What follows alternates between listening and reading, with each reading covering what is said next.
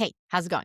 Today I'm talking about how to incorporate daily walking into your Run Disney training. This is Running to the Castle, a podcast for injury prone Run Disney runners on a journey to running magical miles. Join me, Dr. Allie, as I share the secrets I've gathered as a runner, doctor of physical therapy, and coach.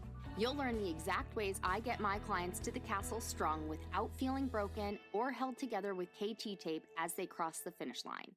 I recently got a question in my email, somebody asking, I usually walk about an hour every day. The neighborhood I live in is extremely hilly, so most of the 3.5 to 4 miles I walk is walking rather than running.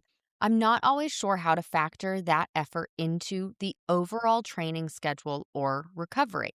I'd love your guidance on how to balance the walking with the planned runs so I'm supporting my training rather than accidentally overdoing it.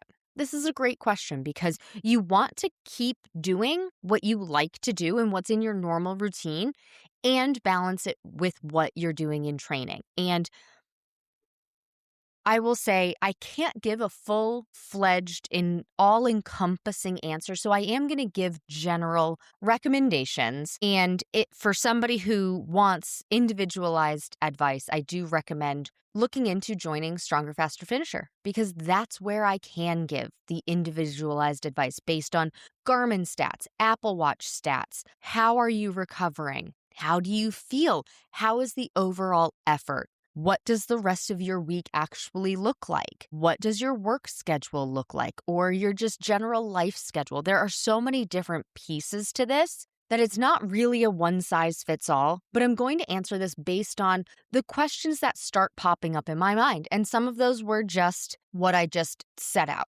So the first question is, how does this make you feel? If you're walking 3.5 to 4 miles every day and you've done that for 10 years, your body is used to it, right? Like that is just part of your normal routine. You can add your run training on top of that because that's now your baseline, 3.5 to 4 miles every single day. So I do that kind of thing with my walking for Levi.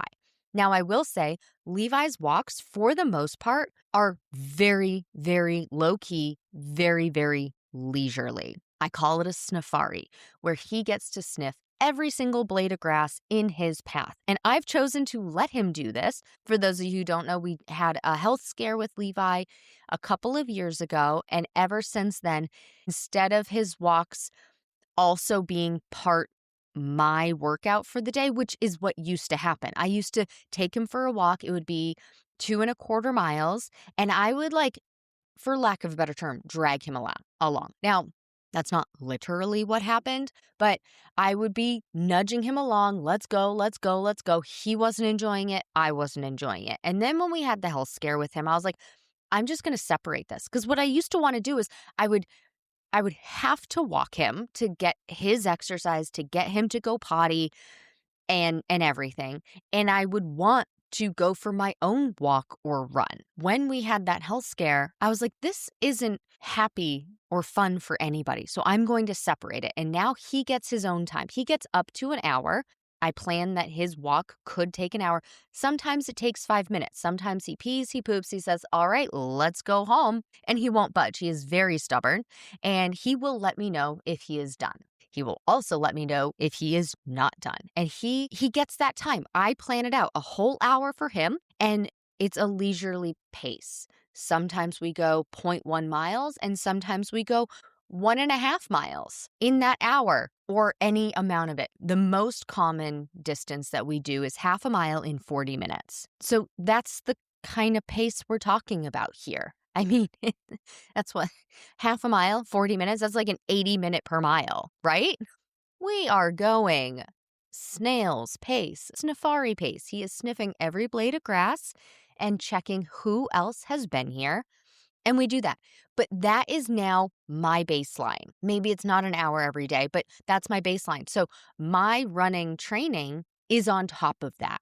So I take him for his walk pretty much every day. There's the occasional day that we just let him out in the backyard and we say, do your business there. We're not going for a walk today. That's few and far between. And I aim to work out 5 days a week. Now, life gets in the way. Life gets lifey. I am not perfect with training 5 days a week. The one thing I am consistent with every week is the long run when I'm training for a race. So right now I'm training for Springtime Surprise, 3-course challenge. So half marathon. Nope. 5K, 10K, 10 miler. Training for that. That training just started. So I did my long run for the second week yesterday and moving right along. So when you have been doing the same walk daily for years and years and years, that is now your baseline. You can add training on top of that. However, if this is pretty exhausting for you, that's when you need to rein it in. So you have to start looking at, how is my body feeling after this walk and how is my body feeling after I run? Because if you're following the training plan as it's laid out with let's say somebody's training for a half marathon. And actually, you know what? This person is also training for Springtime Surprise a 3-course challenge. So let's use that. So 10 miler, I have it laid out that the 10 miler is the longest. So that's what we train up for. And we include training multiple days in a row to accommodate for the challenge aspect. So 2 cross training days a week, and most weeks, 2 fast running days, 1 long run.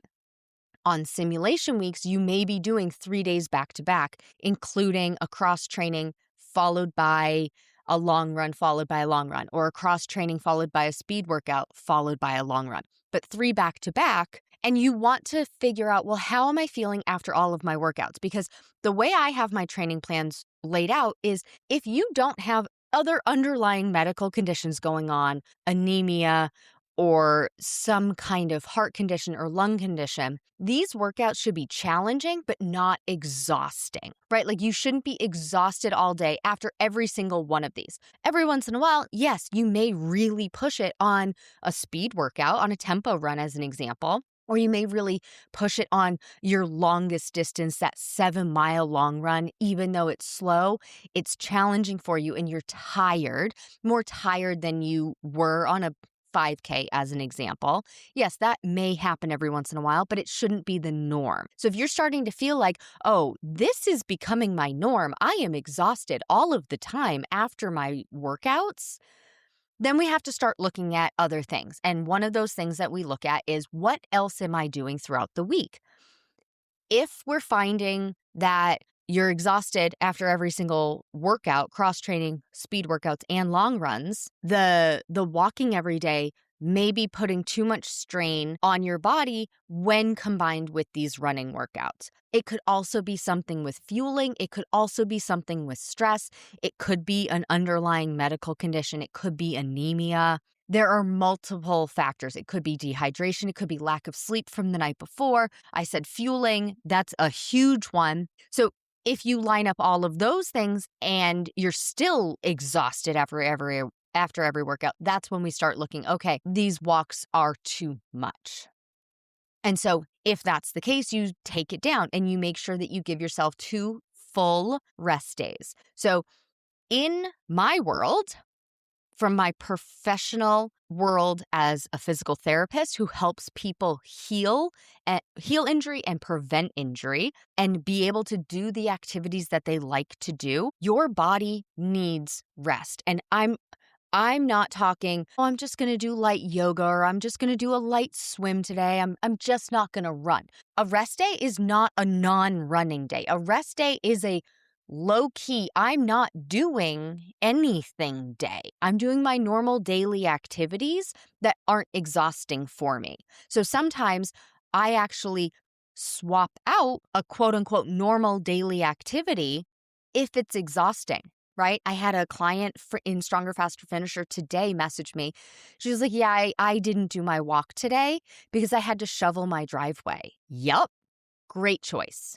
Love that choice. She said it got her heart rate up and she did it for 45 minutes to an hour, which is what her walk was supposed to take her. I love that choice. And so for her, I don't know if this is the case, but let's say this was supposed to be a rest day and tomorrow was supposed to be the walk. I would say flip-flop those days because your body was stressed and strained shoveling that snow today.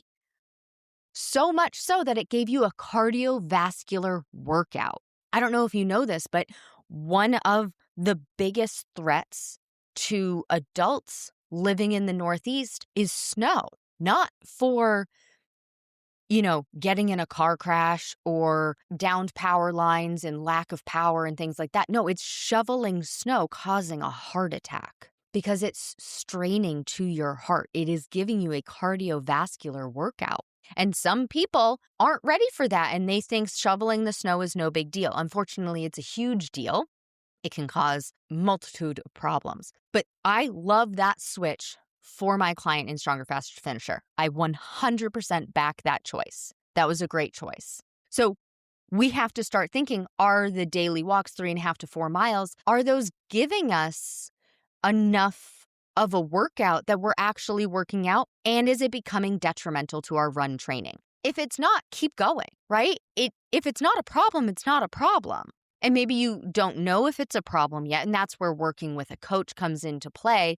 Like I can start seeing patterns. And that's what I do for my clients in Stronger, Faster, Finisher. I don't have the resources to be able to do that for everybody who is not in my program. So I save it for those in my program. And in podcast episodes like this, I get to share where my thought process is coming from to hopefully guide you in making the decision for yourself if you're not in the program with me. And I get it. Not everybody's going to be in the program with me. I can't take everybody in the program with me. That would be wow. That would be wild because Run Disney Race Weekend gets like 20,000 runners.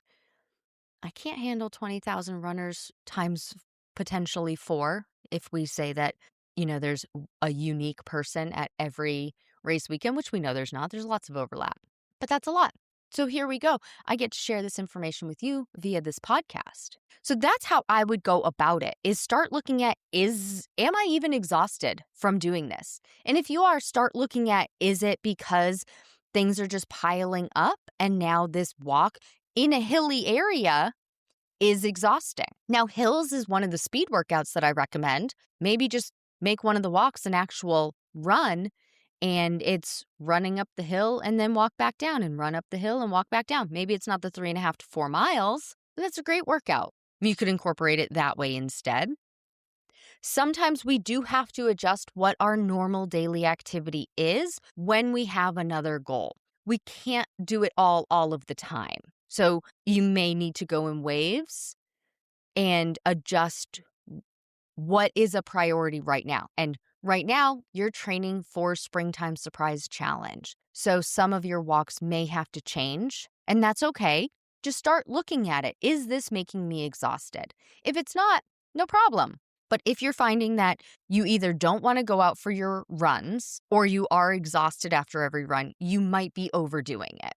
You may also just not like running. Maybe you like walking instead.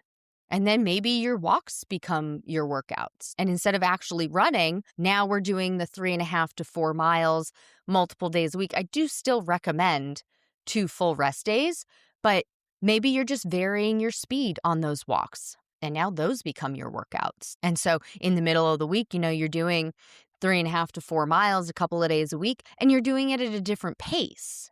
So now you're getting faster on that walking, and then you do a long walk on the weekend equivalent to the mileage that is the long run. But instead of running, you're walking. Maybe you just are a walker and you like walking and not running. That's okay too. So start figuring out what is going on. Are you exhausted? Or do you find yourself that you'd rather just do the walk and not the run?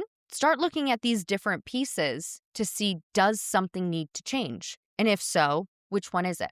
I hope this was helpful. Thank you so much for the question. As always, I love answering questions, and I will do the best I can to offer advice how I can, where I can, or not really where I can, but via this podcast. So please, if you have a question, send me a DM, runDisneyDPT, over on Instagram. Please take what you've learned in this episode and use it to adjust your strategy for your Run Disney race training. It's not about doing more.